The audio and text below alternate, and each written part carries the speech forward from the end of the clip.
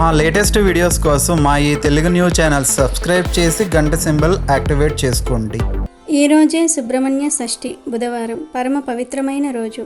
ఈరోజే సుబ్రహ్మణ్య స్వామి వివాహం జరిగిందని, ఈరోజే సుబ్రహ్మణ్య స్వామి జన్మించాడని పురాణాలు చెప్తూ ఉన్నాయి. కనుక ఈరోజు ఏమీ చేయకపోయినా సరే రాత్రి 12 లోపు స్వామివారి పెళ్లి కథ వింటే చాలు, 1 నిమిషంలో మీ దశ తిరిగి ఇక మీ ఇంట్లో డబ్బే డబ్బు, వివాహ దోషాలు పోతాయి. త్వరలోనే మీ ఇంట్లో శుభకార్యాలు జరుగుతాయి, సకల ఐశ్వర్యాలు మీకు సిద్ధిస్తాయి. ఫ్రెండ్స్, ఎంతో అదృష్టం ఉంటే తప్ప ఈ కథను వినలేరు కనుక శ్రద్ధగా ఈ కథను వినండి. చాలామంది స్కిప్ చేసుకుంటూ అక్కడ కొంచెం వింటారు. అలా కొంచెం వింటే పుణ్యం రాదు కనుక చివరి వరకు ఈ కథను వినండి. అప్పుడే మీకు పూర్తి పుణ్యఫలం దక్కుతుంది. కథ వినే ముందు ఓం వల్లీ దేవసేన సమేత శ్రీ సుబ్రహ్మణ్య స్వామినే నమః అని ఒక కామెంట్ చేయండి. అలాగే ఈ వీడియోకి ఒక లైక్ కొట్టడం మర్చిపోవద్దు. అరిష్టనేమి అనే ప్రజాపతి కుమార్తె దేవసేన. ఆమెకు దైద్యసేన అనే ఒక చెల్లెలు ఉంది. ఒక రోజున దేవసేన తన చెల్లెలైన దైద్యసేనతో కలిసి ఆడుకుంటుంది.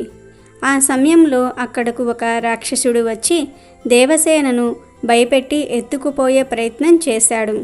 ఆవిడ బిగ్గరగా కేకలు పెట్టింది. ఆ సమయంలో ఇంద్రుడు ఐరావతం మీద ఆకాశ మార్గాన వెళ్తూ ఉన్నాడు. ఆయన ఇది చూసి వెంటనే తన వజ్రాయుధంతో ఆ రాక్షసుణ్ణి సంహరించి, ఈ దేవసేనను నా కుమార్తెగా ఇవాల్టి నుంచి పెంచుకుంటాను, దైద్యసేనను నీ దగ్గర ఉంచుకో, దేవసేన నా దగ్గర పెరుగుతుంది అని అరిష్టనేమికి చెప్పి ఆమెను తీసుకుని వెళ్ళడానికి సన్నద్ధమై నీకేం వరం కావాలో కోరుకో అని ఇంద్రుడు దేవసేనను అడిగాడు.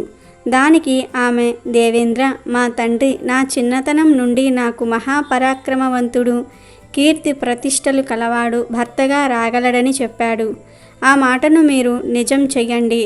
దేవతలకు రాక్షసులకు గెలువ సౌఖ్యం కానివాడు, భయంకరమైన రాక్షసులను సంహరించేవాడు, ముల్లోకాలను రక్షించేవాడు, నీకు ఇష్టమైన వాడిని నాకు భర్తగా ప్రసాదించు అని కోరింది. ఆమె మాటలు విని దేవేంద్రుడు సంతోషించి దేవసేనను తీసుకుని బ్రహ్మ వద్దకు వెళ్ళి దేవసేనకు తగిన భర్తను ప్రసాదించమని కోరాడు. అప్పుడు బ్రహ్మదేవుడు, దేవేంద్ర, ఈ కన్యకు గొప్ప వీరుడు భర్త కాగలడు, అతడు దేవసేనకు సేనాధిపతి కాగలడు, నీ కష్టములు తీర్చగలడు అన్నాడు. ఆ మాటలను ఆలకించిన దేవసేన ఆనందంతో ఆ మహాపురుషునికై నిరీక్షించసాగింది. తన సమస్యలన్నీ తొందరలో తొలగిపోతాయని ఆనందంతో ఐరావతాన్ని అధిరోహించిన ఇంద్రుడు ఆమెను తన ఐరావతం పైకి ఎక్కించాడు. అప్పట్నుండి ఆమెను దేవయానిగా పిలిచారు. కుమార్తె భద్రగజంపై వస్తున్నప్పుడు దేవసైన్యము ఆ గజము వెనుక వస్తున్న విషయం గ్రహించి ఆమెను దేవసేనగా కీర్తించారు. పిమ్మట ఆమె మేరు పర్వతానికి తపస్సు చేయడానికి మరలినది.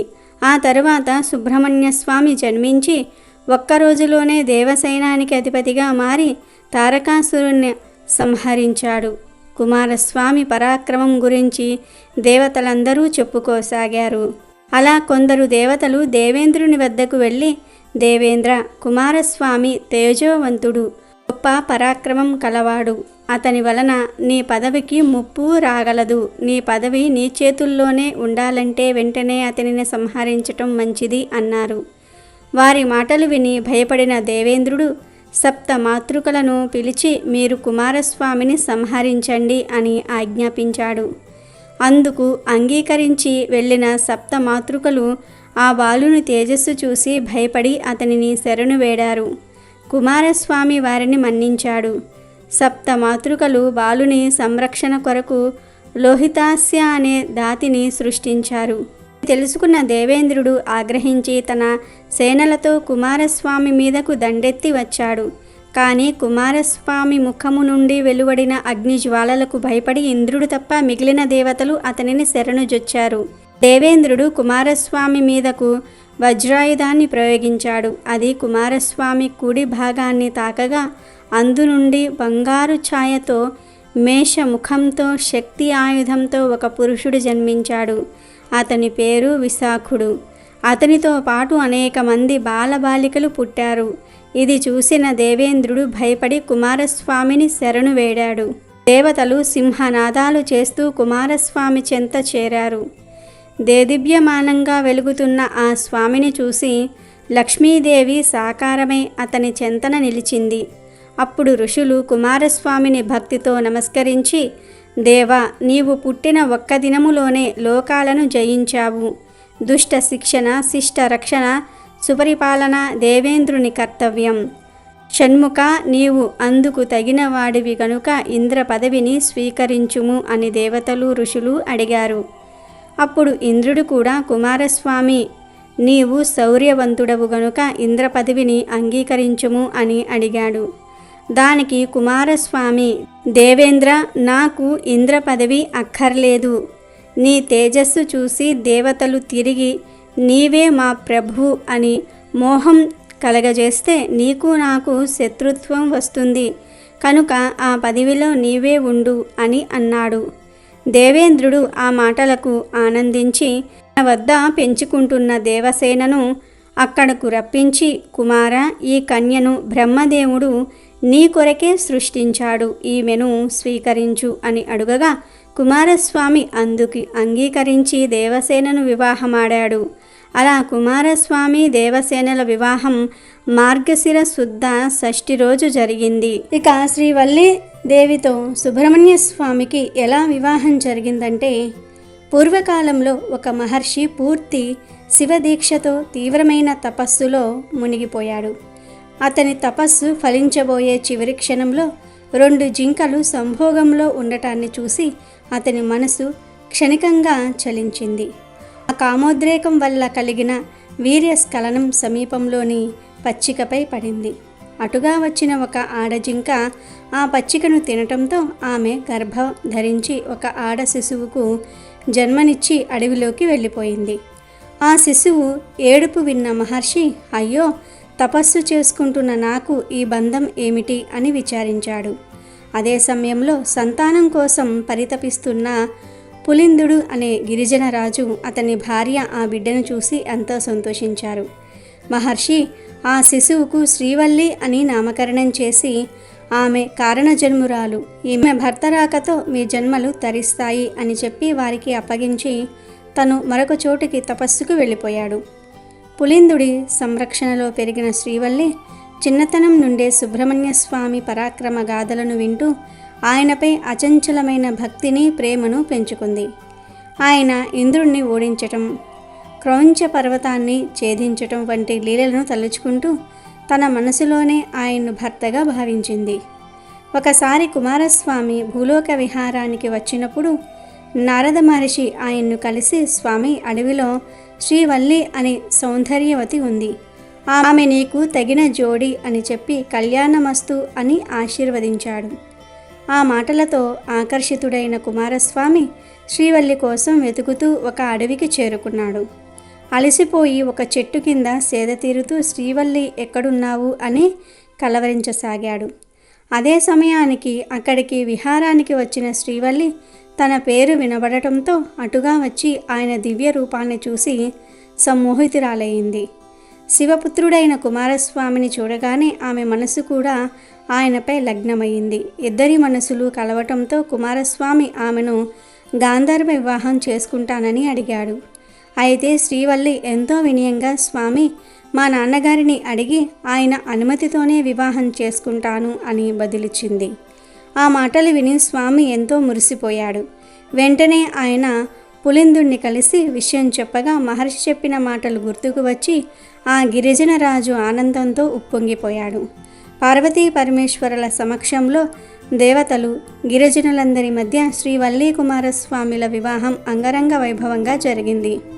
ఇలా శ్రీవల్లితో కుమారస్వామి వివాహం కూడా మార్గశిర శుద్ధ షష్ఠి రోజే జరిగిందని ప్రతీతి. ఇది వల్లి దేవసేన సమేత సుబ్రహ్మణ్య స్వామి పెళ్లి కథ. సుబ్రహ్మణ్య షష్ఠి రోజే స్వామివారు పుట్టారు. ఆ కథను ఈరోజు విన్నవారికి సకల ఐశ్వర్యాలు సిద్ధిస్తాయి.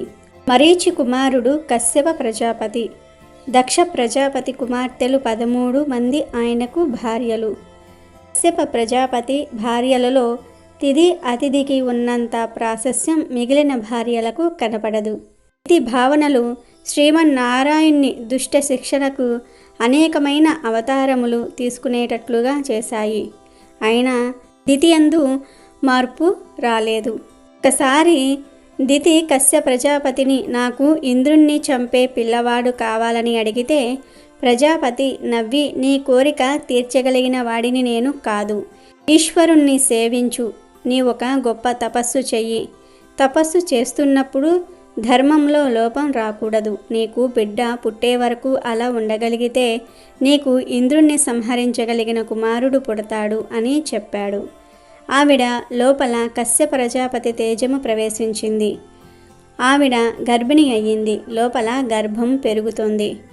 ఇది తెలిసిన ఇంద్రుడు పుట్టబోయే బిడ్డ వలన తనకు ప్రాణహాని ఉంది గనుక దితి దగ్గరకు వచ్చి అమ్మ నీకు సేవ చేస్తాను అన్నాడు. ఆవిడ ధర్మం పాటించి ఇంద్రుణ్ణి సేవ చేయడానికి అంగీకరించింది. ఒకనాడు ఆవిడ మిట్ట మధ్యాహ్నం వేళ తల విరబూసుకుని కూర్చుని ఉండగా కునుకు వచ్చి మోకాళ్ల మీదకు తల వాలిపోయింది. జుట్టు వచ్చి పాదములకు తగిలింది. స్త్రీకి అలా తగులకూడదు. ధర్మశాస్త్రం ప్రకారం జుట్టు చివర ముడివేసి లేకుండా స్త్రీ తిరగరాదు. జుట్టు అలా పాదముల మీద పడగానే ఇంద్రుడు ఆమె గర్భంలోనికి ప్రవేశించి తన వజ్రాయుధంతో లోపల ఉన్న పిండమును ముక్కలుగా నరికివేశాడు.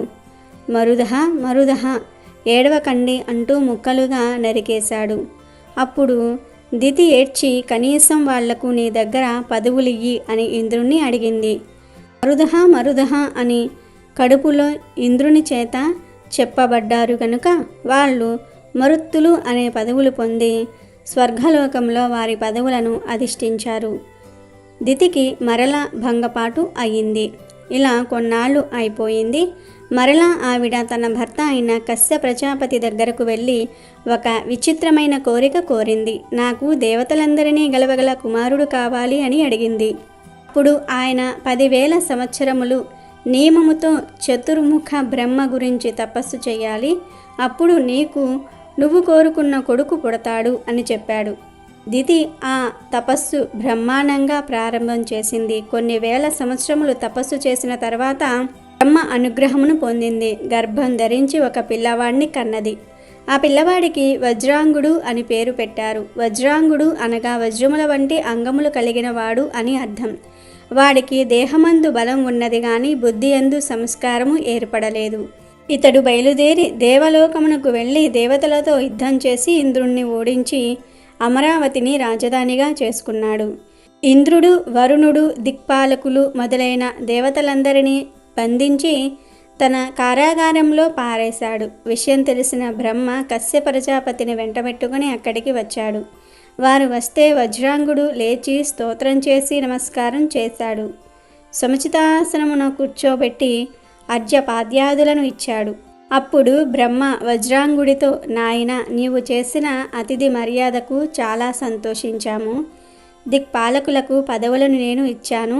నీవు వాళ్లను పట్టుకు వచ్చి కారాగారంలో పడేశావు. నువ్వు విజేతవే, అందులో సందేహమేమీ లేదు. కానీ వాళ్ల పదవులు వాళ్లను చేసుకొనివ్వు అని చెప్పాడు.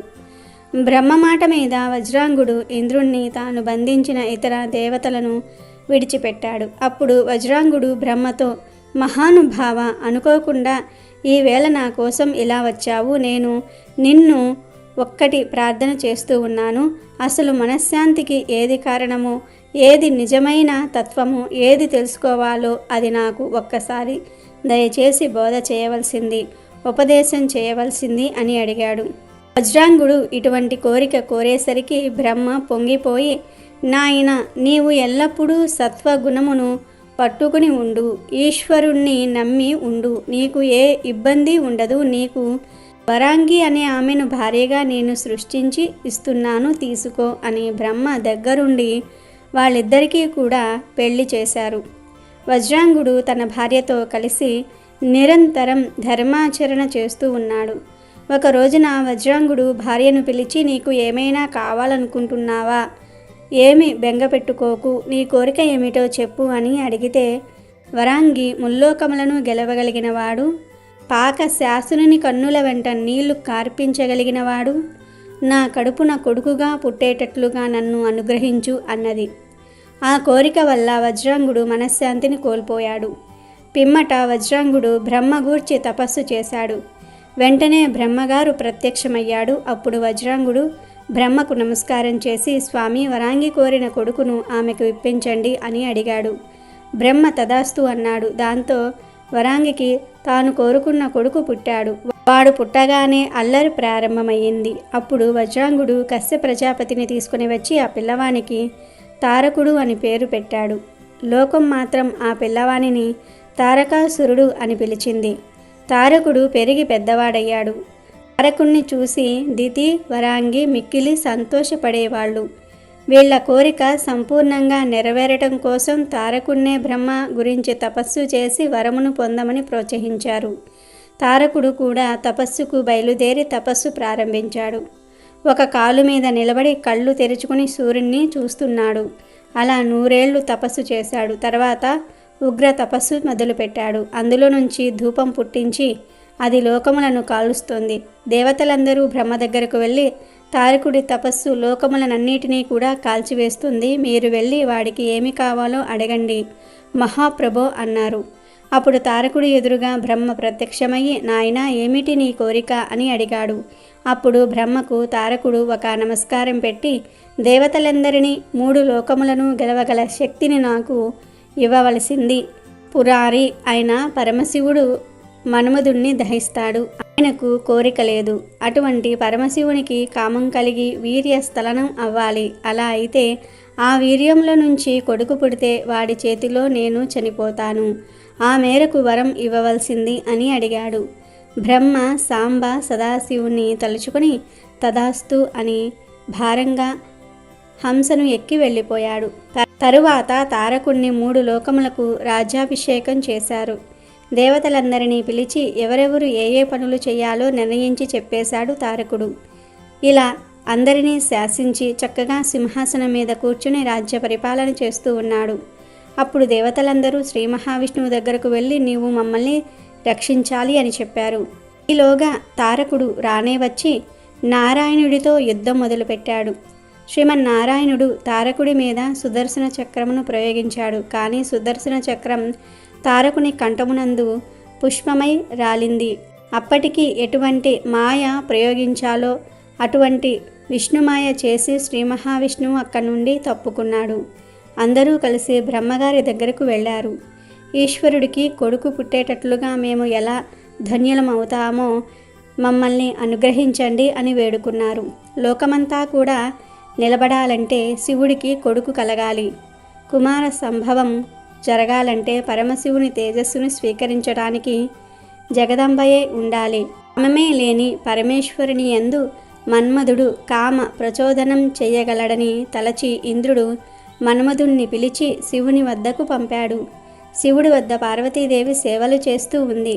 మన్మధుడు వెళ్ళి బాణ ప్రయోగం చేసే ప్రయత్నంలో ఉండగా శంకరుడు 3వ కన్ను తెరిచాడు. ఆ కంటి మంటకు మన్మధుడు భస్మమైపోయాడు. ఇంద్రునితో సహా దేవతలందరూ వెళ్ళిపోయారు. రతీదేవి ఒక్కతే భర్త పోయాడని ఏడ్చింది. ఏ మన్మధుడి చేతిలో చెరకు విల్లు పుష్ప బాణములు పట్టుకుంటే శంకరుని కదిలించలేకపోయాడో దాన్ని అమ్మవారు స్వీకరించింది. అలా స్వీకరించినప్పుడు ఆవిడ శివకామ సుందరి అయ్యింది. తర్వాత పార్వతీదేవి వెళ్ళి గొప్ప తపస్సు చేసింది. శంకరుడు బ్రహ్మచారి రూపంలో వచ్చి తన పెళ్లి తానే చెడగొట్టుకునే మాటలు చెప్పాడు. కానీ అమ్మవారు ధూర్త బ్రహ్మచారి. శివ వ్యతిరేకమైన మాటలు విన్నందుకు ప్రాయశ్చిత్తం చేసుకోవాలి. ఈ ప్రాంతమును వదులుతావా వదలవా అని అదిలించింది. అప్పుడు శంకరుడు నిజరూపం చూపించాడు. అమ్మవారిని వివాహం చేసుకున్నాడు. అలా పార్వతీ కళ్యాణం అయ్యింది. పార్వతీ పరమేశ్వర్లిద్దరూ తల్లిదండ్రులుగా కనిపిస్తున్నారు. పార్వతీ పరమేశ్వర్ల కళ్యాణం వలన ప్రధాన ప్రయోజనం కుమార సంభవం జరగాలి. అందుకు ప్రకృతి యందు ఉన్నది ఒకటే ఆధారం. మహాతపస్వి అయిన శంకరుణ్ణి అమ్మవారు ఆకర్షించింది. వారి దివ్యమైన క్రీడ జరుగుతోంది. దానినే శస్త్రమునందు మైథునము అని పిలిచారు. శివపార్వతుల దివ్యమైన క్రీడ దివ్య సంవత్సరములు జరిగింది. ఆయన అమ్మవారు ఆడితే ఆడతాడు, పాడితే పాడతాడు. కానీ ఆయన తేజస్సు స్ఖలనం కాదు, అనగా ఆయన కామ మోహితుడు కాలేదు. దివ్య సంవత్సరములు అయిపోయాయి. తారకాసురుడు దేవతలను చెత్తకొడుతూనే ఉన్నాడు. శివుని తేజస్సులో నుంచే కుమారుడు పుట్టి తారకాసురుణ్ణి సంహరించగల మహావీరుడైన ఒక కుమారుడు కావాలి. కానీ ఆ తేజస్సు పార్వతీదేవి యందు ప్రవేశించకుండా ఉండాలి. పరమశివుడు ఇన్నిటిని ఏకకాలమునందు నిలబెట్టగలిగిన వాడు. దీనికోసం లోకం తన మీద నిందలు వేసినా మచ్చపడడానికి సిద్ధంగా ఉన్నాడు. 100 దివ్య వర్షములు గడిచిపోయినా ఆయనకు కుమారుడు కలగడానికి వీలుగా ఆయన తేజస్సు స్ఖలనం కాలేదు. ఈ ముడి విడిపోవటం ఎక్కడో ప్రారంభం కావాలి కదా. అందుకని మొట్టమొదట శివమాయ దేవతల మీద ప్రసరించింది. కుమార సంభవం జరిగితే మొదట ప్రయోజనం పొందేవారు దేవతలు. వాళ్ళు శివమాయ మోహితులై అక్కర్లేని విషయమును చర్చ మొదలుపెట్టారు. బ్రహ్మ కూడా మాయామోహితుడైపోయాడు. వాళ్ళు అప్పుడు శివుడి తేజస్సు జగదంబతో కలిస్తే ఆవిర్భవించబోయే ప్రాణి మహా గొప్ప తేజోమూర్తి అయితే అటువంటి మూర్తి ఈ భూమి మీద నడిస్తే ప్రజలు తట్టుకోగలరా? శివ తేజస్సు కదలరాదు అనుకున్నారు. పార్వతులు క్రీడిస్తే కొడుకు పుట్టాలని మొదటే ఏడ్చిన వీళ్లే అందరూ కలిసి పరమశివుడి దగ్గరకు వెళ్ళారు. ఆయన పార్వతీదేవితో కలిసి కామక్రీడలో ఉన్నాడు. బ్రహ్మతో కలిసి దేవతలు తన కొరకు వచ్చారని తెలియగానే దర్శనం ఇవ్వడానికి బయటకు వచ్చి మీ కోరిక ఏమిటి అని అడిగాడు శివుడు. అప్పుడు దేవతలు నీ తేజస్సు లేదా స్ఖలనమైతే దానిని పట్టగలిగిన వారు లేరు. ఈశ్వరా, మీ తేజస్సును మీ అందే ఉంచేసుకోండి. ఏదైనా పర్వత శృంగం మీద కూర్చొని ఇద్దరూ తపస్సు చేసుకోండి అని పరమశివునికి సలహా ఇచ్చారు. దేవతల సలహా విన్న పరమశివుడు చిరునవ్వు నవ్వి భూమి మీద అందరూ సుఖపడేదరుగాక, నా తేజస్సు బయటకు పడకుండునుగాక. ఒక్కసారి మాత్రం నా తేజస్సు బయటకు వచ్చి తీరాలి. 100 దివ్య వర్షములు పార్వతీదేవితో కలిసి నేను క్రీడించిన కారణం చేత స్వస్థానం నుండి కదిలిపోయిన పరమపవిత్రమైన నా తేజస్సును మీలో ఎవరు భరిస్తారో చెప్పండి అన్నారు. అప్పుడు వాళ్ళు భూమి భరిస్తుంది అని చెప్పారు. శివ తేజస్సును గ్రహించడానికి భూమి అంగీకరిస్తే శివుని తేజస్సు భూమి మీద పడింది. అది సామాన్యమైనది కాదు. ఉత్తర దక్షిణం భూమి మీద వ్యాప్తి చెంది ప్రవహించి పర్వతములను అరణ్యములను అన్నిటినీ ఆక్రమించేసింది. అందరూ అగ్నిహోత్రుణ్ణి ప్రార్థన చేయగా అగ్నిహోత్రుడు వాయువు సహకారంతో తేజస్సును గ్రహించాడు. అయితే ఆ తేజస్సును అగ్నిహోత్రుడు కూడా తనలో ఉంచుకోలేకపోయాడు. ఈ విషయం అమ్మవారు తెలుసుకుని దేవతల భార్యలకు బిడ్డలు జన్మించకుండురుగాక అని దేవతలను శపించింది. పిమ్మట భూమి వంక తిరిగి నీవు అనేక రూపములను పొందుతావు. ఒకచోట చౌడు నేల, సారవంతమైన నేల, ఇలా రకరకములైన రూపములు పొందుతావు. చాలామందికి భార్యవు అవుతావు అన్నది. దేవతలందరూ సిగ్గుతో తలదించుకుని ఉండిపోయారు. శివుడు పశ్చిమ దిశగా హిమపర్వత ప్రాంత శృంగము మీదకి తపస్సుకు వెళ్ళిపోయాడు. ఆయనను అనుసరించి అమ్మవారు కూడా వెళ్ళిపోయింది. అగ్నిహోత్రుని దగ్గర ఉన్న శివ తేజస్సును గంగయందు విడిచిపెడితే ఉమాదేవి బెంగ పెట్టుకోదు, గంగయందు ప్రవేశపెట్టండి అని చెప్పాడు. అగ్నిహోత్రుడు గంగమ్మ దగ్గరకు వెళ్ళి, అమ్మ, దేవతల ప్రియం కొరకు నీవు గర్భమును దాల్చాలి అని అడిగితే ఆమె శివ తేజస్సును స్వీకరించడానికి మనస్ఫూర్తిగా అంగీకరించింది. అగ్నిహోత్రుడు తనలో ఉన్న శివ తేజమును గంగయందు విడిచిపెట్టాడు. వెంటనే దేవతలందరి గుండెలు జారిపోయేటట్లుగా గంగమ్మ ఒక్క మాట అన్నది, నేను కూడా ఈ తేజస్సును భరించలేకపోవచ్చు ఉన్నాను అని. ఏమి చేయను అని అడిగింది. ఆ మాట వినగానే దేవతలలో మరలా కంగారు మొదలయ్యింది. అగ్నిహోత్రుడు గంగతో, నీవు భరించలేకపోతే దానిని హిమవత్ పర్వత ప్రాంత పాదముల దగ్గర వదిలిపెట్టు అన్నాడు. గంగ అలాగే చేసింది. తేజస్సు వెళ్ళి భూమి మీద పడగానే శేషమైన బంగారం, దాని తర్వాత వెండి పుట్టాయి. దాని క్షారంలో నుంచి రాగి, ఇనుము పుట్టాయి. దాని తేజోమలంలో నుంచి తరగము, సీసము పుట్టాయి. మిగిలిన తేజస్సు అణువులు భూమితో కలిసిపోతే నానా రకములైనటువంటి ధాతువులు పుట్టాయి. అక్కడ శరణపు పొదలు దగ్గరలో ఒక తటాకం ఉన్నది. దానిని శరవణ తటాకము అని పిలుస్తారు. అది అమ్మవారి శరీరము నీరుగా మారింది. ఆ తేజస్సు ఆ తటాకమునందు పడి మెరిసిపోతూ బంగారు రంగులో ఒక పిల్లవాడు శరణపు పొదల దగ్గర పుట్టాడు. అలా కుమారస్వామి పుట్టాడు. ఈ విధంగా కుమార సంభవం జరగగానే దేవతలు పొంగిపోయారు. శరవణ తటాకంలో నుంచి బయటకు వచ్చాడు కాబట్టే సుబ్రహ్మణ్యుడికి ముమ్మూర్తుల అమ్మవారి రూపే వచ్చింది. చిన్న పిల్లవాడు శూలం పట్టుకుని ముద్దులు మూట కడుతూ ఉంటాడు. పుట్టిన పిల్లవాడికి పాలు పట్టించాలి. దేవతలందరూ ఒక సంకల్పం చేశారు. అమ్మవారే కృతికా రూపంలో ఉంటుంది. అందుకని వెంటనే ఆ కృతికలను ప్రార్థన చేశారు. కృతికలు 6 వచ్చి మేము పాలు ఇస్తాము, కానీ ఈ పిల్లవాడు మాకు కూడా పిల్లవాడిగా చెప్పబడాలి అని వరం ఇవ్వాలి అన్నారు. దేవతలు కూడా ఆ పిల్లవాడు మీకు బిడ్డగా పిలువబడతాడు అని అన్నారు. వాళ్ళు వెంటనే మాతృత్వాన్ని పొందారు. మా అమ్మే పాలివ్వడానికి సిద్ధపడిందని 6 ముఖములతో ఆ పిల్లవాడు ఏకకాలమందు పాలు తాగి షణ్ముఖుడు అయ్యాడు. కృతికల పాలు త్రాగాడు కాబట్టి కార్తికేయుడు అయ్యాడు. గర్భం జారిపోతే బయటకు వచ్చాడు కాబట్టి స్కందుడు అని పిలిచారు. 6 కృతికల స్తనములను ఏకకాలమునందు పానము చేసినవాడు గనుక ఆయనకు షడాననుడు అని పేరు వచ్చింది. పరమశివుని తేజస్సులో నుంచి వచ్చిన పిల్లవాడు గనుక కుమార అని పిలిచారు.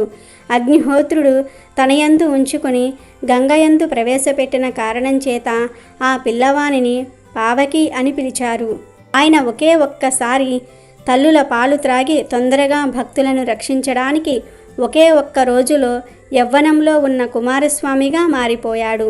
ఉత్తర క్షణం ఆయనకు అభిషేకం చేసేద్దామని పుట్టిన రోజు నాడే దేవతలందరూ ఆయనను కూర్చోబెట్టి దేవసేనాధిపతిగా అభిషేకం చేశారు. తర్వాత కుమారస్వామి దేవసేనలతో వెళ్ళి భీకరంగా యుద్ధం చేసి తారకాసురుని సంహరించాడు. సుబ్రహ్మణ్య స్వామి పుట్టింది, దేవసైనాధిపతిగా పట్టం పొందింది, తారకాసురుణ్ణి సంహరించింది. స్వామివారి కళ్యాణం జరిగింది కూడా మార్గశిర శుద్ధ షష్ఠి నాడే. అందుకే ఈరోజు స్వామివారిని భక్తిగా పూజించిన వారికి శత్రుబాధలు ఉండవు, వివాహం జరుగుతుంది, సత్సంతానం కలుగుతుంది అని శాస్త్రాలు చెప్తూ ఉన్నాయి. కాబట్టి ఈరోజు రాత్రి 12 లోపు స్వామివారి పెళ్లి మరియు పుట్టిన కథలు వింటే చాలు. ఒక్క నిమిషంలో దోషాలు పాపాలు పోతాయి, సకల దరిద్రాలు పోతాయి, కోటి జన్మల పుణ్యం వస్తుంది. ఒకానొక సందర్భంలో సర్పజాతిలో విపరీతమైన అహంకారం, దుష్ట ఆలోచనలు పెరిగిపోయాయి. అవి దేవతలతో అమృతం కోసం పోరాడుతూ లోకాలను ఇబ్బంది పెడుతున్నాయి. అప్పుడు శక్తికి అధిపతి అయిన సుబ్రహ్మణ్య స్వామి తన పరాక్రమంతో ఆ దుష్ట సర్పాలను ఓడించి వాటి గర్వాన్ని అణిచివేశాడు. స్వామి చేతిలో ఓడిపోయిన సర్పాలు ఆయన్ని తమకు అధిపతిగా అంగీకరించాయి. ఆ తర్వాత స్వామి వాటిని తన అధీనంలోనికి తీసుకుని రక్షకుడిగా మారాడు.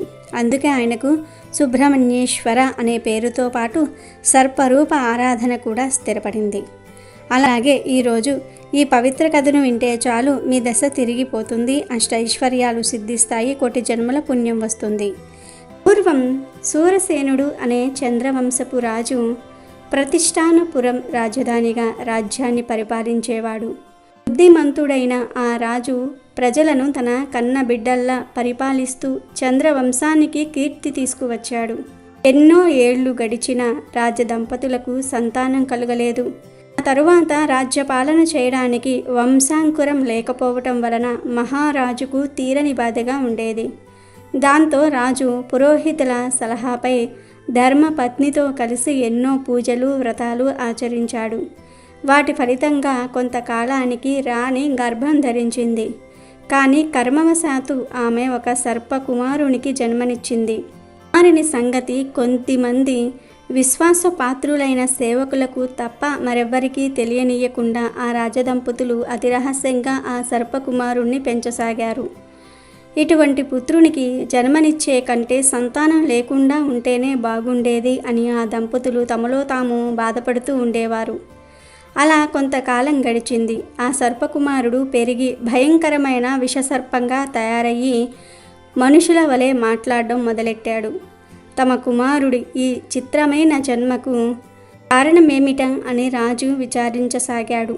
ఇలా ఉండగా ఒకనాడు ఆ సర్పకుమారుడు తండ్రితో, జనక, రాజకుమారుడైన నాకు శాస్త్రోత్తంగా ఉపనయనం గావించి వేదాధ్యయనం చేయించండి. శాస్త్రధర్మాలు పాటించని వారు సూత్ర సమానులవుతారు అనే ధర్మ సూత్రాలు చెప్పాయి. సూరసేనుడు కుమారుని కోరిక ప్రకారము పురోహితులను రప్పించి ఉపనయనం గావించాడు. ఒక గొప్ప పండితునితో వేదాధ్యయనం చేయించాడు. రాకుమారుడు యుక్త వయసు వచ్చేసరికి అమితమైన దీక్షతో విద్యాభ్యాసం పూర్తి చేశాడు. ఒకనాడు ఆ సర్పము, తండ్రి, నేను పెద్దవాడినయ్యాను, నా విద్యాభ్యాసం పూర్తయింది. తన కుమారుడికి వేదాలలో చెప్పిన సంస్కారాలన్నీ చెయ్యని తండ్రికి నరకం ప్రాప్తిస్తుంది, అందుకని నాకు వివాహం చేయండి అని చెప్పాడు. మహారాజు రాకుమారుని మాటలకు ఆశ్చర్యపోయాడు. అప్పటికి తప్పించుకోవాలనే ఉద్దేశంతో, నా పేరు విన్నంత మాత్రాన మహావీరులు కూడా భయపడతారు, అటువంటప్పుడు నీ కుమారునికి మా కన్యను దానం చేస్తామని ధైర్యంగా ఎవరు నా ముందుకు వస్తారు అన్నాడు. సర్పకుమారుడు ఆ మాటలు ఆలకించి, తండ్రి, వివాహాలు పలు రకాలు ఉంటాయి. అందులో రాజులకు తమ శస్త్రభుజ బలాలను ప్రకటించి కన్యను అపహరించి పరిణయమాటం అన్నిటికంటే ఉత్తమమైన మార్గం. పుత్రునకు వివాహం చేసే వరకు తండ్రి జీవితం సఫలమైనట్లు కాదు. అందువలన మీరు ఏ ఉపాయం చేసైనా నాకు వివాహం చేయండి, లేనిచో నేను గోదావరిలో మునిగి నా జీవితాన్ని ముగిస్తాను అని చెప్పాడు. మహారాజు కుమారుడి దృఢ సంకల్పం గ్రహించి తన మంత్రులను పిలిచి ఇలా చెప్పాడు. ఓ మంత్రులారా, యువరాజు నాగేశ్వరుడు అన్ని విద్యల్లో ప్రావీణ్యుడయ్యాడు. అస్త్రశస్త్ర విద్యలలోనూ భుజబలంలోనూ నేర్పరి. నా వయసు పైబడింది కనుక నా కుమారునికి వివాహం జరిపించి పట్టాభిషేకం చేసి నేను విశ్రాంతి తీసుకోవాలని నిశ్చయించుకున్నాను. మీరు యువరాజుకు తగిన సద్గుణవతి, సౌందర్యవతి అయిన కన్య గురించి సమాచారం సేకరించి నాకు తెలపండి అని రాజు మంత్రులతో చెప్పాడు. కానీ రాజు వారికి తన కుమారుడు సర్పమూర్తి అనే విషయం మాత్రం తెలియపరచలేదు. అప్పుడు మంత్రులు, మహారాజా, మీరు అసమాన పరాక్రమవంతులు, మీ కీర్తి ప్రతిష్టలు తెలియని రాజులు ఈ భూమండలంలోనే లేరు. మీ కుమారుని వివాహము గురించి ఇంత ఆలోచన దేనికి అన్నారు. ఇంతలో రాజకుటుంబం అంటే ఎంతో అభిమానం ఉన్న ఒక వృద్ధ మంత్రి, మహాప్రభు, తూర్పు దేశంలో విజయభూపాలుడు అనే ఒక గొప్ప రాజు ఉన్నాడు. అతనికి లెక్కలేనంత ధన సంపద, చతురంగ బలాలతో కూడిన సైన్యం ఉన్నాయి. ఆ రాజుగారికి వీరులైన 8 కుమారులు, భోగవతి అనే ఒక కుమార్తె ఉన్నారు. ఆ రాకుమారి గుణవంతురాలు, సౌందర్య రాశి మరియు లక్ష్మీ స్వరూపిణి అని తనకు తెలిసిన సమాచారాన్ని విన్నవించాడు. ఆ మాటలకు ఎంతో సంతోషించిన సూరసేన మహారాజు ఆ వృద్ధ మంత్రికి వస్త్రభూషణములు బహుకరించి విజయ భూపాలునితో సంబంధం కలిపే ఉపాయం ఆలోచించమని ఆదేశించాడు. ఆ మంత్రిని దూతగా విజయ భూపాలుని వద్దకు పంపాడు. ఆ మంత్రివర్యుడు తూర్పు దేశానికి వెళ్ళి తన తెలివితేటలు ఉపయోగించి ఆ రాజును సూరసేన మహారాజుతో వియ్యమందడానికి ఒప్పించాడు. తూర్పు దేశ భూపాలుని వద్ద సెలవు తీసుకొని మరలా ప్రతిష్టానపురానికి వచ్చి ఆ శుభవార్త మహారాజుకు తెలియజేశాడు. కుమారుని వివాహ ప్రయత్నం నెరవేరినందుకు సూరసేన మహారాజు ఎంతో సంతోషించాడు. మంత్రి సామర్థ్యాన్ని మెచ్చుకున్నాడు. కొంతకాలం తర్వాత ఆ వృద్ధ మంత్రి ఇతర బంధుజనంతో, సేనా బలగంతో, విశేష బహుమతులతో మహారాజు విజయుని చెంతకు వెళ్ళాడు. వెళ్ళి నిండు సభలో ఇలా అన్నాడు. మహారాజా, మా సూరసేన భూపాలుని కుమారుడు యువరాజు నాగేశ్వరుడు మిగుల సుగుణవంతుడు మరియు బుద్ధిమంతుడు. ఒక అనివార్య కార్యము వలన ఇచ్చటికి వచ్చుటలేదు. క్షత్రియ ధర్మం ప్రకారం మా యువరాజా వారి చిహ్నాలపైన ఖడ్గ కిరీటములతో మీ రాకుమార్తె వివాహం జరిపించుటకు అంగీకరించమని మా మహారాజు గారి విన్నపం అని చెప్పాడు. విజయభూపాలుడు మంత్రి మాటలు నమ్మి వర స్థానంలో ఆ ఖడ్గమును ఉంచి నాగేశ్వరునితో రాకుమారి భోగవతి వివాహం గావించాడు. వివాహం తర్వాత వధూవరులకు పట్టు వస్త్రాలను, పెంకు రత్నాభరణములను బహుకరించాడు. దాసీ జనాన్ని, రథగజ తురాదులను తన కుమార్తె వెంట మంత్రితో భరణంగా పంపించాడు. వృద్ధమంత్రి నవ వధువుతో సహా బహుమతులన్నీ తీసుకొని తన రాజ్యానికి వచ్చి సూరసేన మహారాజుకు నివేదించి ఆ రాజ్యంలో జరిగిన విశేషాలను వివరించాడు. రాకుమారి భోగవతితో వచ్చిన మంత్రులకు, పెద్దలకు సూరసేన మహారాజు తగిన బహుమతులు ఇచ్చి సత్కరించి సాగనంపాడు. సర్పకుమారుడు రాజభవనంలో ఒక సువర్ణ మణిమయ గృహములో నివసించి ఉన్నాడు. భోగవతి అత్తగారింటికి వచ్చినా ఇంకా తన భర్తను చూడలేదు. సర్పకుమారుడు ప్రతిరోజు తన తల్లితో, రాకుమారి తన దగ్గరకు ఇంకా ఎందుకు రాలేదు అని అడుగుతూ ఉండేవాడు. కుమారుని ఆతృత గ్రహించిన మహారాణి ఒక దాసిని పిలిచి, నీవు రాకుమారి వద్దకు వెళ్ళి ఆమె భర్త ఒక సర్పకుమారుడు అని చెప్పి ఆమె ఏమన్నదో నాకు తెలుపు అని ఆజ్ఞాపించింది. రాణిగారి ఆజ్ఞ ప్రకారం దాసి వెళ్ళి రాకుమారి భోగవతిని కలిసి, అమ్మ, నీ భర్త మానవుడు కాదు, సర్పాకారంలో ఉన్న దేవతామూర్తి. ఈ విషయం నీవెవ్వరికీ తెలియనీయరాదు అని చెప్పింది. భోగవతి ఆ మాటలు విని, సాధారణంగా మానవ స్త్రీలకు మానవులు భర్తలవుతారు. నా పూర్వజన్మ పుణ్యం వలన నాకు సర్పరూపంలో ఉన్న దేవతామూర్తి నాకు భర్త అయ్యాడు అని ఆనందం వెల్లబుచ్చింది. ఆమె మాటలను విని ఆశ్చర్యపడింది దాసి. ఆమె తర్వాత రాణిగారికి ఈ విషయం చెప్పింది. భోగవతి ఒకనాడు దాసితో తనను రాకుమారుని వద్దకు తీసుకువెళ్ళమని చెప్పింది. దాసి భోగవతిని వెంటబెట్టుకుని సర్పగృహంలో ప్రవేశించి అందులో ఉన్న నాగేశ్వరుణ్ణి చూపించింది. మెత్తని సయ్యపై శయనించి ఉన్న సర్పాకారుడైన యువరాజును చూసి భోగవతి, నాథ, మీతో వివాహం వల్ల నేను దేవపత్ని అయ్యాను, నాకు చాలా సంతోషంగా ఉంది అని అన్నది. తరువాత భోగవతి తన పతికి సేవలు చేస్తూ సరస సల్లాపాలు సాగిస్తూ విహరింపసాగింది. సుగంధ పుష్పాలు, అమృత పానీయాలు ఇచ్చి అతనిని సంతృప్తి పరుస్తూ ఉంది. భోగవతి చర్యల వల్ల నాగకుమారునికి పూర్వజన్మ జ్ఞానం ఉదయించింది. ఆ రాత్రి నాగేశ్వరుడు ఏకాంతంగా ఉన్నప్పుడు భోగవతితో, ప్రియా, నీవు రాకుమారివి అయినా సర్పరూపంలో ఉన్న నన్ను చూసి ఎందుకు భయపడుటలేదు అని ప్రశ్నించాడు. దానికి భోగవతి, స్వామి, దైవ నిర్ణయాన్ని తప్పించటం ఎవ్వరి తరమూ కాదు, అదే కాక సతులకు పతులే దైవము కదా అని సమాధానం చెప్పింది. ఆ మాటలు విన్న నాగేశ్వరుడు చిరునవ్వు నవ్వి, దేవి, నీ మాటలతో నేను చాలా సంతోషం పొందాను. సాయుధ్యం వల్ల నాకు పూర్వజన్మ స్మృతి కలిగింది. పూర్వజన్మలో నేను శేషువుకు పుత్రుడను, మహాదేవుని కంఠంలో అలంకారంగా ఉండేవాడిని. ఆ జన్మలో కూడా నీవే నా భార్యవు.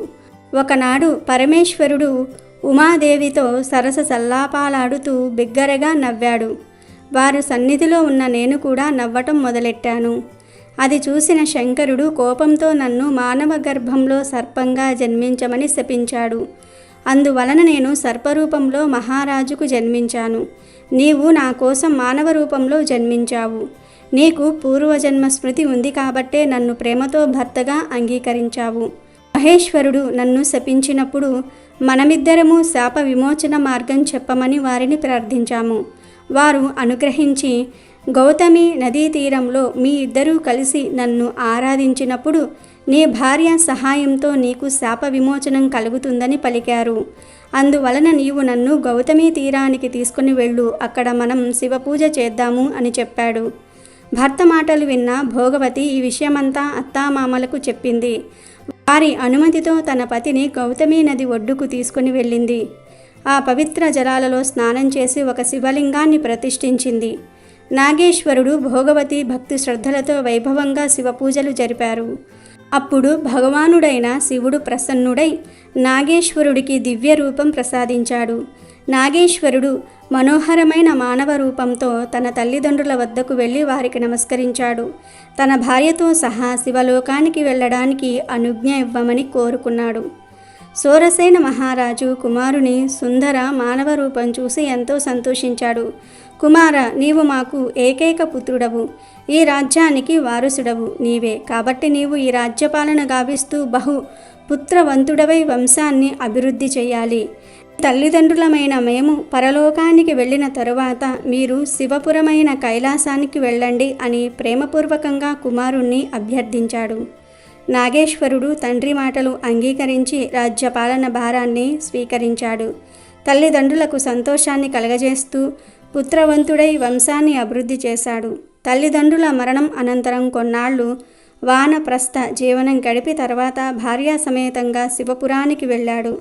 నాగేశ్వరుడు కైలాసంలో మరల గరళకంఠుని కంఠాన్ని అలంకరించాడు.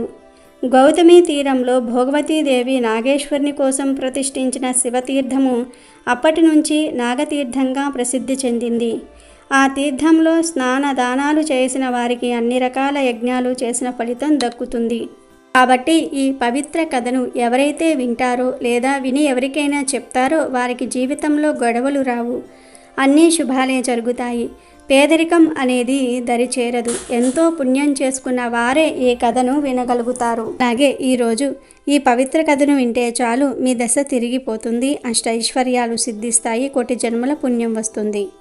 అనగనగా ఒక ఊళ్ళో శివయ్య అని ఒక పేద బ్రాహ్మణుడు ఉండేవాడు. ఆయనకు భార్య, 2 చిన్నపిల్లలు ఉన్నారు. బాగా చదువుతున్నవాడే అయినా చేయడానికి ఏ పని దొరకలేదు. చేతిలో డబ్బులు లేవు. పిల్లల ఆకలి చూడలేక డబ్బు సంపాదించటం కోసం పక్క ఊరికి బయలుదేరాడు శివయ్య. దారిలో ఒక పెద్ద అడవి వచ్చింది. నడిచి నడిచి బాగా అలసిపోయాడు. మధ్యాహ్నం ఎండకు గొంతెండిపోయింది. మంచినీళ్ల కోసం చూస్తూ ఉండగా దారి పక్కన ఒక పాత బావి కనిపించింది. అమ్మయ్య, దేవుడు కరుణించాడు అనుకుని ఆశగా ఆ బావి దగ్గరకు వెళ్ళి లోపలికి తొంగి చూశాడు. బావి లోపల దృశ్యం చూసి శివయ్యకు గుండె ఆగినంత పనైంది. లోపల ఒక సింహం, ఒక కోతి, ఒక త్రాచుపాము, వాళ్ళతో పాటు ఒక మనిషి కూడా పడిపోయి ఉన్నారు. పైన మనిషిని చూడగానే బావిలో ఉన్న సింహం దీనంగా, ఓ పుణ్యాత్ముడా, నువ్వు సరైన సమయానికి వచ్చావు. దయచేసి నన్ను ఈ బావిలో నుంచి బయటకు తీయి. చాలా రోజులుగా ఇక్కడే పడి ఉన్నాను అని వేడుకుంది. ఆ మాటలకు శివయ్య భయపడి, నిన్ను చూస్తేనే భయంగా ఉంది. నేను నిన్ను బయటకు తీస్తే నువ్వు నన్ను చంపి తినేస్తావు. నువ్వు క్రూర జంతువువి. నేను నిన్ను నమ్మను అన్నాడు. అప్పుడు ఆ సింహం, అయ్యో, నేను ఇప్పుడు ఆపదలో ఉన్నాను. నన్ను కాపాడిన నిన్ను నేనెందుకు చంపుతాను? నా మీద నమ్మకముంచు, భయపడకు అని బ్రతిమిలాడింది. దాని కళ్ళల్లోని బాధను చూసి శివయ్యకు జాలి కలిగింది. ఆపదలో ఉన్న ప్రాణాలను కాపాడటం నా ధర్మం అనుకుని ఒక తాడును బావిలోనికి వేసి చాలా కష్టపడి సింహాన్ని బయటికి లాగాడు. బయటకు వచ్చిన సింహం ఆనందంతో శివయ్యకు ధన్యవాదాలు చెప్పి, మిత్రమా, నువ్వు చేసిన ఈ మేలును నేను ఎప్పటికీ మర్చిపోలేను. నేను ఇక్కడికి దగ్గరలో ఉన్న కొండ గృహలో ఉంటాను. నీకు ఎప్పుడైనా ఏదైనా కష్టం వస్తే నా దగ్గరకు రా, నేను తప్పకుండా సహాయం చేస్తాను అని చెప్పి అక్కడి నుండి వెళ్ళిపోయింది. ఆ తర్వాత బావిలో నుంచి కోతి, మానవుడా, నన్ను కూడా బయటకు తీయి, నీకు రుణపడి ఉంటాను అని అరిచింది. శివయ్య తాడు వేసి ఆ కోతిని కూడా బయటకు తీశాడు. అది కూడా ఆయనకు కృతజ్ఞతలు చెప్పి, నేను ఆ కొండ మీద ఉన్న చెట్టుపై ఉంటాను, నా అవసరం వస్తే తప్పకుండా రా, నీకు సహాయం చేస్తాను అని చెప్పి వెళ్ళిపోయింది. ఆ తర్వాత బావిలో నుంచి త్రాచుపాము, ఓ బ్రాహ్మణుడా, వాళ్ళిద్దరినీ కాపాడినట్లే నన్ను కూడా కాపాడు, నీకు మేలు చేస్తాను అని అంది. శివయ్య భయంతో, అమ్మో వద్దు, నువ్వు విషసర్పానివి, నిన్ను బయటకు తీయగానే నన్ను కాటువేస్తావు అన్నాడు. అప్పుడు ఆ త్రాచుపాము, అదేం మాట, సహాయం చేసిన వారికి ఎవరైనా అపకారం చేస్తారా? నన్ను నమ్ము అని ఎంతోసేపు బ్రతిమలాడింది. త్రాచుపాము మాటలకు శివయ్య మనసు కరిగి దాన్ని కూడా త్రాడుతో బయటకు తీశాడు. బయటకు వచ్చిన త్రాచుపాము, మిత్రమా, నువ్వు నా ప్రాణాలు కాపాడావు. నీకు ఎలాంటి ఆపద వచ్చినా నన్ను మనసులో తలుచుకో, నేను వెంటనే వచ్చి నిన్ను కాపాడుతాను అని మాట ఇచ్చి వెళ్ళింది. ఇక బావిలో మిగిలింది ఆ మనిషి ఒక్కడే. అతను, అయ్యా, నన్ను కూడా బయటకు తీయండి అని అరిచాడు. శివయ్య అతన్ని కాపాడడానికి తాడు వెయ్యబోతూ ఉంటే అప్పటిదాకా అక్కడే ఉన్న సింహం, కోతి, త్రాచుపాము ముగ్గురు ఒకేసారి, మిత్రమా, ఆ మనిషికి సహాయం చెయ్యకు, అతను అస్సలు మంచివాడు కాదు. నువ్వు అతనికి సహాయం చేస్తే పెద్ద ప్రమాదంలో పడతావు. అతను కృతజ్ఞత లేనివాడు, నీకు హాని చేస్తాడు. ఇక నీ ఇష్టం అని చెప్పి అక్కడి నుండి వెళ్ళిపోయాయి. జంతువుల మాటలకు శివయ్య ఆలోచనలో పడ్డాడు. అప్పుడు బావిలోని వ్యక్తి, అయ్యా, నువ్వు క్రూర జంతువులనే కాపాడావు, మనం మనుషులం, నేను నీకు ఎందుకు హాని చేస్తాను? దయచేసి నన్ను కాపాడు, నేను నీకు ఎప్పటికీ రుణపడి ఉంటాను అని ఏడవటం మొదలుపెట్టాడు. నేను చనిపోతే నా భార్యా బిడ్డలు అనాథలైపోతారు అంటూ అతను గుండెలు బాదుకుని ఏడుస్తూ ఉంటే శివయ్యకు జాలి వేసింది. పాపం అనుకుని అతన్ని కూడా బయటకు తీశాడు. బయటకు వచ్చిన ఆ వ్యక్తి, మిత్రమా, నీ మేలు మరువలేనిది. నేను పక్క ఊరిలోనే ఉంటాను. నేను బంగారు ఆభరణాలు తయారు చేస్తాను. పని వెతుక్కుంటూ వచ్చి ఈ బావిలో పడిపోయాను. నీకు ఎప్పుడైనా అవసరం వస్తే నా ఇంటికి రా, తప్పకుండా సహాయం చేస్తాను అని తన వివరాలు చెప్పి వెళ్ళిపోయాడు. అందరూ వెళ్ళిపోయాక శివయ్య ఆ బావిలోని నీళ్లు తాగి మళ్ళీ నగరానికి బయలుదేరాడు. అక్కడ ఎంత వెతికినా అతనికి ఎవరూ పని ఇవ్వలేదు. 3 రోజులు గడిచాయి. ఆకలితో కడుపు మండిపోతోంది. ఇక్కడ పని దొరకటం లేదు. ఖాళీ చేతులతో ఇంటికి ఎలా వెళ్ళాలి? నా వాళ్ళ ఆకలి ఎలా తీర్చాలి? బ్రతకటం కన్నా చావటమే మేలు అని నిరాశతో ప్రాణాలు తీసుకోవాలనుకున్నాడు. సరిగ్గా అదే సమయానికి అతనికి తాను బావిలో నుంచి కాపాడిన సింహము, కోతి, త్రాచుపాము గుర్తొచ్చాయి. చివరి ప్రయత్నంగా వాళ్ళ దగ్గరకు వెళ్ళి సహాయం అడిగి చూస్తాను అనుకుని ముందుగా కోతి దగ్గరకు వెళ్ళాడు. శివయ్యను చూడగానే ఆ కోతి ఎంతో సంతోషించింది. ఆకలితో ఉన్న అతనికి కడుపు నిండా తియ్యటి పండ్లను తెచ్చిపెట్టి, మిత్రమా, నువ్వు ఎప్పుడైనా ఇక్కడికి రావచ్చు. నీ ఆకలి నేను తీరుస్తాను అంది. కడుపు నిండాక శివయ్య, నేను సింహాన్ని కలవాలి, అది ఎక్కడుంటుంది అని అడిగాడు. కోతి దారి చూపించగా శివయ్య సింహం గుహ దగ్గరకు చేరుకున్నాడు. అతన్ని చూసిన సింహం ఎంతో ఆనందపడింది. మిత్రమా, నా ఇంటికి వచ్చావు, చాలా సంతోషంగా ఉంది. చెప్పు, నీకేం సహాయం కావాలి అని అడిగింది. శివయ్య తన బాధనంతా చెప్పుకున్నాడు. అప్పుడు ఆ సింహం, నువ్వేమీ భయపడకు అని చెప్పి గృహ లోపలికి వెళ్ళి నోటితో ఒక వజ్రాల హారాన్ని పట్టుకొచ్చి, మిత్రమా, ఈ హారాన్ని అమ్ముకొని నీ కష్టాలు తీర్చుకో, సంతోషంగా జీవించు అని ఇచ్చింది. ఆ హారాన్ని అందుకున్న శివయ్య, మిత్రమా, నువ్వు ఇచ్చిన మాట నిలబెట్టుకున్నావు, నీకు చాలా ధన్యవాదాలు అని చెప్పి సంతోషంగా ఇంటికి బయలుదేరాడు. దారిలో శివయ్య, అమ్మో, ఎంత విలువైన వజ్రాల హారం దొరికింది, ఇక నా కష్టాలన్నీ తీరిపోయినట్లే అని ఆనందపడ్డాడు. కానీ వెంటనే అతనికి ఒక సందేహం వచ్చింది. ఇంత ఖరీదైన హారాన్ని నేను ఎవరికి అమ్మాలి? ఎవరికైనా అమ్మితే ఇది నీకెక్కడిది అని దొంగగా అనుమానిస్తారు కదా, ఇప్పుడు ఎలా అని ఆలోచిస్తూ ఉండగా అతనికి తాను బావిలో నుంచి బయటకు తీసిన ఆ నగల వ్యాపారి గుర్తుకు వచ్చాడు. అతను నగల వ్యాపారి కదా, అతనికి అమ్మితే మంచి ధర వస్తుంది, నా మీద ఎవరికీ అనుమానం కూడా రాదు అనుకుని నేరుగా అతని ఇంటికి వెళ్ళాడు. శివయ్యను చూసిన ఆ వ్యాపారి ఎంతో సంతోషించినట్లుగా నటిస్తూ, రా మిత్రమా, రా, నీకేం సహాయం కావాలి అని అడిగాడు. శివయ్య తన దగ్గరున్న వజ్రాల హారాన్ని చూపించి, మిత్రమా, దీన్ని మంచి ధరకు అమ్మి పెట్టాలి అని అడిగాడు. ఆ హారాన్ని చూడగానే వ్యాపారి కళ్ళు దురాశతో మెరిసిపోయాయి. అతని మనసులో, ఈ హారం నేను యువరాజు కోసం తయారు చేసింది. చాలా రోజుల క్రితం వేటకు వెళ్ళి అడవిలో తప్పిపోయిన యువరాజు హారం ఇది. ఇతని దగ్గరకు ఎలా వచ్చింది? బహుశా ఇతనే యువరాజును చంపి ఉంటాడు. యువరాజు జాడ చెప్పిన వారికి మహారాజు పెద్ద బహుమతి ఇస్తానని చాటింపు వేయించాడు కదా.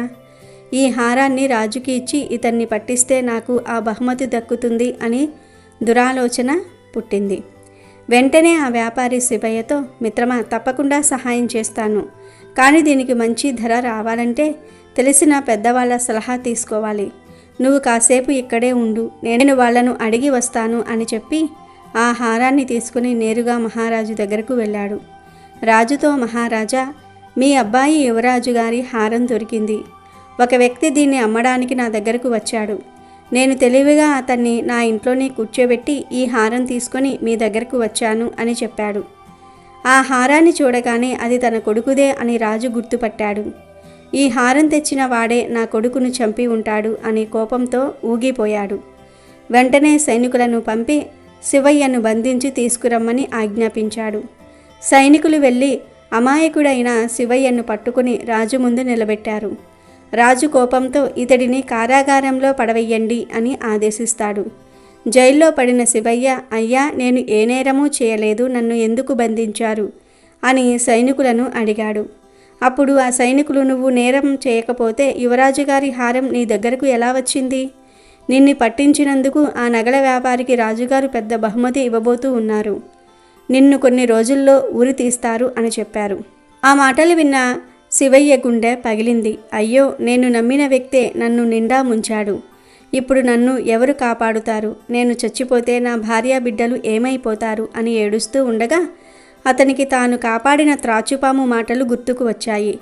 వెంటనే మనసులోనే ఆ త్రాచుపామును తలుచుకున్నాడు. వెంటనే ఆ త్రాచుపాము అతని ముందు ప్రత్యక్షమై, మిత్రమా, ఏం జరిగింది, ఎందుకు పిలిచావు అని అడిగింది.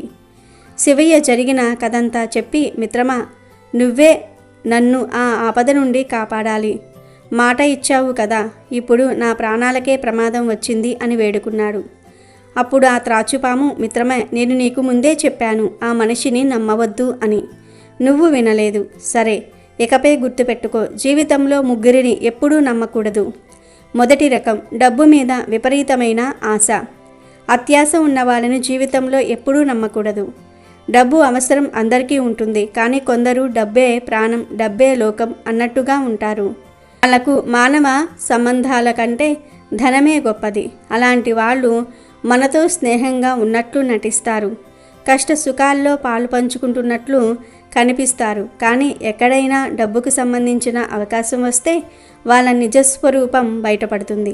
స్నేహం, నమ్మకం, ధర్మం వంటివి వాళ్లకు ఆ డబ్బు ముందు చాలా చిన్నవిగా కనిపిస్తాయి.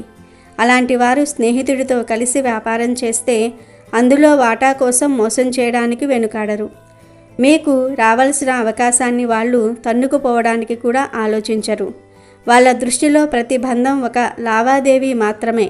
వాళ్లకు ఉపయోగపడినంతకాలం మనతో ఉంటారు, మన దగ్గర డబ్బు ఉన్నంత వరకే గౌరవిస్తారు.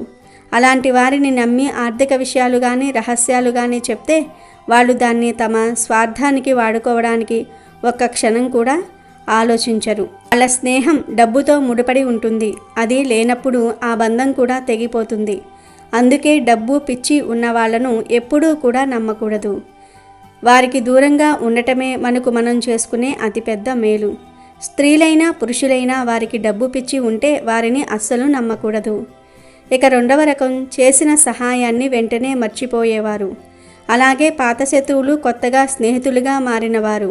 కృతజ్ఞత అనేది మనిషికి ఉండాల్సిన ఒక గొప్ప లక్షణం. మనం ఒకరికి ఆపదలో సహాయం చేసినప్పుడు వాళ్ళు దాన్ని గుర్తుపెట్టుకోలేదంటే వాళ్లకు మన మీద గౌరవం లేనట్లే. అలాంటి వాళ్ళు అవసరం తీరిపోయాక మనల్ని పట్టించుకోరు. వాళ్ళ కష్టకాలంలో మన సమయాన్ని, శక్తిని వాళ్ళ కోసం వెచ్చించినా వాళ్ళు దాన్ని ఒక హక్కుగా భావిస్తూ ఉంటారు. కానీ మీరు చేసిన త్యాగంగా చూడరు.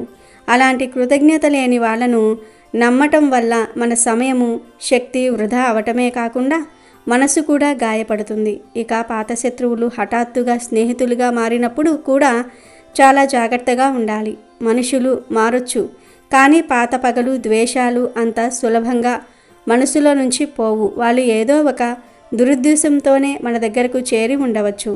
సరైన సమయం చూసి మనం నమ్మకంతో ఉన్నప్పుడు దెబ్బతీయాలని వాళ్ళు ప్లాన్ వేస్తూ ఉంటారు. వాళ్ళ మాటలను నమ్మే కంటే వాళ్ళ పాత చేతలను గుర్తుంచుకోవటం మంచిది. అలాంటి వారితో స్నేహం చేస్తున్నప్పుడు అన్ని విషయాలలోనూ పంచుకోకుండా ఒక కన్ను వేసి ఉంచటం మనల్ని మనం కాపాడుకోవడానికి చాలా అవసరం. ఇక మూడవ రకం, ఒకరికంటే ఎక్కువ మందితో తప్పుడు సంబంధాలు పెట్టుకునే వారిని కూడా అస్సలు నమ్మకూడదు. ఇక్కడ మనం వాళ్ళ వ్యక్తిగత జీవితాన్ని విమర్శించటం లేదు, కానీ వాళ్ళ ప్రవర్తన ఎలాంటిదో అర్థం చేసుకుంటున్నాం. ఎవరైతే తమ భాగస్వామిని మోసం చేస్తూ ఎన్నో అబద్ధాలతో తమ జీవితాన్ని గడుపుతారో వాళ్లకు నిజాయితీ, నిబద్ధత అనే వాటిపై గౌరవం ఉండదు.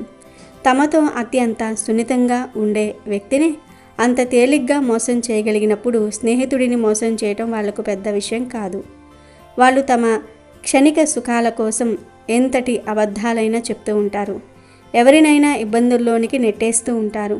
అలాంటి వారి జీవితం ఎప్పుడూ నాటకీయంగా, రహస్యంగా ఉంటుంది. వాళ్ళతో స్నేహం చేయటం వల్ల మనం కూడా అనవసరంగా వాళ్ళ సమస్యల్లో చిక్కుకునే ప్రమాదం ఉంది.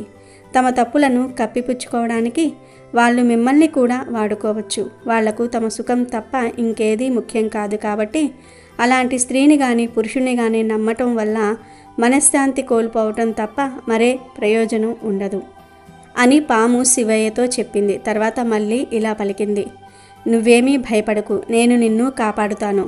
నేను ఇప్పుడు మహారాణి గారి గదిలోనికి వెళ్ళి ఆమెను కాటువేస్తాను. నా విష ప్రభావంతో ఆమె స్పృహ తప్పుతుంది. ఎవరు ఎన్ని మందులు ఇచ్చినా ఆమెకు మెలకువ రాదు. నేను ఎంతటి విషసర్పం అంటే నువ్వు వచ్చి నీ చేతిని ఆమె నుదిటిపై పెట్టే వరకు ఆ విషం తగ్గదు. నువ్వు ఆమెను ముట్టుకోగానే ఆమె లేచి కూర్చుంటుంది. అది చూసి రాజు సంతోషించి నిన్ను వదిలేస్తాడు అని త్రాచుపాము చెప్పి నేరుగా మహారాణి గదిలోనికి వెళ్ళి ఆమెను కాటువేసి మాయమయ్యింది. మహారాణి పెద్దగా కేకలు వేసి త్రాచుపాము కరిచింది అని చెప్పి స్పృహ కోల్పోయింది. రాజవైద్యులు వచ్చి ఎన్ని మందులు ఇచ్చినా ఆమెకు మెలకువ రాలేదు. వాళ్ళు చేతులెత్తేశారు. రాజు తన భార్యను బ్రతికించిన వారికి ఏది అడిగితే అది ఇస్తానని రాజ్యం మొత్తం చాటింపు వేయించాడు. ఎందరో వైద్యులు మంత్రగాళ్ళు వచ్చి ప్రయత్నించినా ఫలితం లేకపోయింది. ఈ విషయం తెలుసుకున్న శివయ్య జైలు అధికారులతో నన్ను మహారాజు దగ్గరకు తీసుకువెళ్ళండి, నేను మహారాణి గారిని బ్రతికిస్తాను అని చెప్పాడు. వాళ్ళు నమ్మకపోయినా పదే పదే అడగటంతో రాజు దగ్గరకు తీసుకువెళ్లారు. రాజు శివయ్యతో నువ్వు చెప్పినట్టు నా భార్యను బ్రతికించకపోతే నిన్ను ఇప్పుడే చంపేస్తాను అని హెచ్చరించాడు. శివయ్య మహారాణి దగ్గరకు వెళ్ళి తన చేతిని ఆమె నుదుటిపై ఉంచాడు. అంతే, ఆశ్చర్యంగా కొద్ది క్షణాల్లోనే మహారాణి లేచి కూర్చుంది. ఆమె ఒంట్లో విషప్రభావం పూర్తిగా తొలగిపోయింది. అది చూసిన మహారాజు ఎంతో సంతోషించి శివయ్యను క్షమించి అసలు ఏం జరిగిందని అడిగాడు. శివయ్య బావి దగ్గర నుండి జరిగిన కథ మొత్తం పోసగుచ్చినట్లుగా చెప్పాడు. నిజం తెలుసుకున్న మహారాజు ఆ దుర్మార్గుడైన నగల వ్యాపారిని పిలిపించి కఠినంగా శిక్షించాడు. శివయ్యకు ఎన్నో బహుమతులు ధనం ఇచ్చి గౌరవంగా ఇంటికి పంపించాడు. అందుకే ఫ్రెండ్స్, మనం ఎంత కష్టంలో ఉన్నా సుఖంలో ఉన్నా ఈ 3 రకాల మనుషులను మాత్రం ఎప్పుడూ గుడ్డిగా నమ్మకూడదు. డబ్బు మీద అత్యాశ ఉన్నవారిని, చేసిన మేలు మర్చిపోయేవారిని, మరియు తప్పుడు సంబంధాలు పెట్టుకునేవారిని, వాళ్ళను నమ్మితే ఎప్పుడో ఒకప్పుడు ఆపదలో పడటం ఖాయం. స్త్రీలైనా పురుషులైనా వారికి ఈ 3 లక్షణాలు ఉంటే వారిని అస్సలు నమ్మవద్దు. వారితో స్నేహం చేయకుండా ఉండటమే మీకు మంచిది. కాబట్టి ఈరోజు రాత్రి 12 లోపు ఈ కథలు వింటే చాలు, ఒక్క నిమిషంలో మీ దశ తిరిగి ఇక మీ ఇంట్లో డబ్బే డబ్బు.